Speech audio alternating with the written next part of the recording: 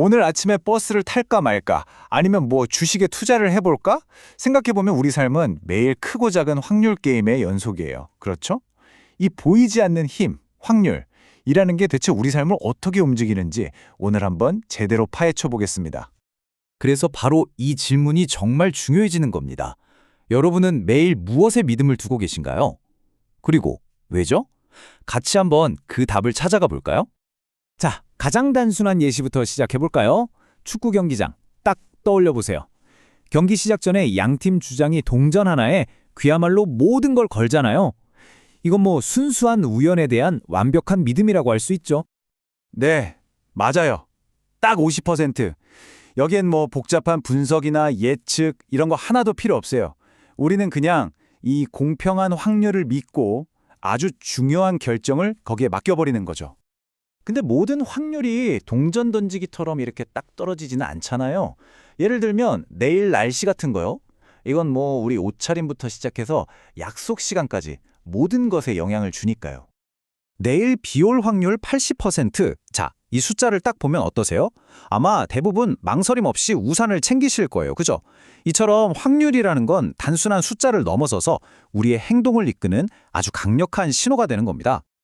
근데 여기서 재밌는 건 우리가 꼭 이렇게 높은 확률에만 반응하는 건 아니라는 거예요. 정반대의 경우도 있거든요. 거의 불가능에 가까운 확률에 인생 역전을 꿈꾸게 만드는 것. 네, 바로 복권이죠. 이 숫자 좀 보세요. 와, 이건 뭐 사실상 0에 가깝잖아요? 그런데도 우리는 매주 희망을 돈 주고 삽니다. 도대체 왜 우리는 이토록 비합리적으로 보이는 믿음을 기꺼이 품는 걸까요? 참 신기하죠? 복권처럼 한 방을 노리는 마음 있잖아요.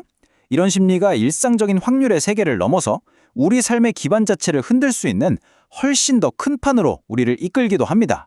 네, 바로 고위험 투자의 세계로 말이죠. 주식, 뭐 요즘 말 많은 디지털 자산, 비트코인 같은 거요. 심지어 안전자산이라는 금까지 이 모든 것들의 공통점이 뭘까요? 바로 미래 가치가 불확실하다는 거죠. 그런데도 우리는 그 가능성 하나를 믿고 우리의 소중한 자산을 기꺼이 던져 넣습니다. 전 재산을 투자했다가 말 그대로 깡통을 차게 됐습니다. 이 한 문장 정말 뼈아프죠? 불확실성에 걸었던 믿음이 어떻게 한순간에 모든 것을 앗아갈 수 있는지 보여주는 너무나 냉혹한 현실인 겁니다. 흔히들 금은 안전하다고 믿잖아요. 근데 사실 그 믿음조차도 결국 인간의 분석과 예측이라는 어떻게 보면 꽤 불안정한 기반 위에 서 있는 거예요. 그러니까 결국 모든 투자는 확률 게임인 셈이죠. 자, 그럼 이렇게 모든 게 불확실하다면 우리는 도대체 어디에 기댈 수 있을까요? 여기서 한번 관점을 바꿔보죠. 만약에 100% 확실한 약속이라는 게 존재한다면 세상이 어떻게 좀 다르게 보이지 않을까요? 한번 비교해 볼까요? 왼쪽은 보세요. 언제든 변할 수 있고 전적으로 인간의 분석에 의존하는 세상의 확률이에요. 반면에 오른쪽은 인간의 능력을 초월하는, 그래서 절대 변하지 않는 약속을 말하죠. 이 둘의 근본적인 차이 느껴지시나요? 그렇다면 이런 질문을 던져볼 수 있겠네요. 혹시 우리는 100% 확실하다고 제시되는 것보다 근본적으로 불확실한 것들에 오히려 더 큰 믿음을 두고 있는 건 아닐까요?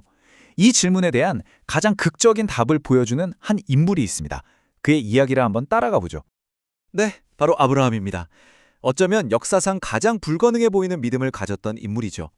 그의 이야기를 들여다보면 진짜 확신이라는 게 뭔지 그 단서를 찾을 수 있을 겁니다.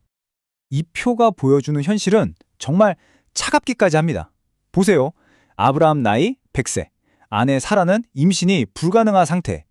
인간적으로 가능한 모든 계산기를 다 두드려가도 자녀를 가질 확률은 그야말로 완벽한 0%였어요.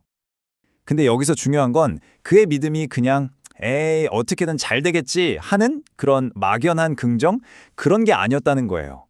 눈앞에 떡하니 버티고 있는 0%라는 현실을 분명히 보면서도 그 현실보다 더 큰 약속을 붙잡았던 것, 그게 바로 절대적인 확신이었죠. 아니 도대체 어떻게 그런 믿음이 가능했을까요? 그 엄청난 믿음을 떠받치고 있던 두 개의 아주 중요한 기둥이 있습니다. 한번 살펴보죠. 자, 첫째, 그는 신의 전능함, 그러니까 죽은 자에게 생명을 주고 없는 것에서 있는 것을 만들어내는 그 힘을 믿었어요. 그리고 둘째, 모든 희망이 사라진 것 같은 상황에서도 희망을 버리지 않았습니다. 논리적으로는 말이 안 돼도 약속을 신뢰한 거죠. 그의 시선이 자신의 늙고 힘없는 몸이 아니라 죽은 것조차 살리시는 창조주의 능력에 완전히 고정되어 있었던 겁니다. 믿음의 근거 자체가 달랐던 거죠. 여기서 우리가 생각해 볼 지점이 있어요. 어쩌면 우리가 저지르는 가장 큰 실수는 바로 이거 아닐까요? 무한한 존재의 능력을 우리 인간의 아주 작은 경험과 이성이라는 상자 안에 억지로 가두려는 시도 말이에요. 종교 개혁가 마르틴 루터가 이 생각을 딱 한 문장으로 정리했어요. 하나님을 하나님 되게 하라. 이게 무슨 뜻일까요? 그냥 우리의 이해를 넘어서는 분은 넘어서는 분으로 그대로 인정하라는 거죠. 자, 동전 던지기에서 시작해서 아브라함의 믿음까지 쭉 살펴봤는데요. 이제 이 모든 이야기는 결국 하나의 질문으로 돌아오게 됩니다. 바로 나 자신의 믿음에 대한 질문으로요. 이 그래프를 한번 보세요. 왼쪽은 상황에 따라 계속 오르내리는 세상적인 신뢰를 보여주고요. 오른쪽은 절대 변하지 않는 확고한 믿음을 보여줍니다. 여러분의 삶은 지금 어느 쪽 그래프를 더 닮아 있다고 생각하세요? 그래서 마지막으로 이 질문을 여러분께 남기면서 마무리하고 싶습니다. 이렇게 불확실한 것들로 가득 찬 세상 속에서 당신의 믿음은 진정 어디에 놓여 있습니까?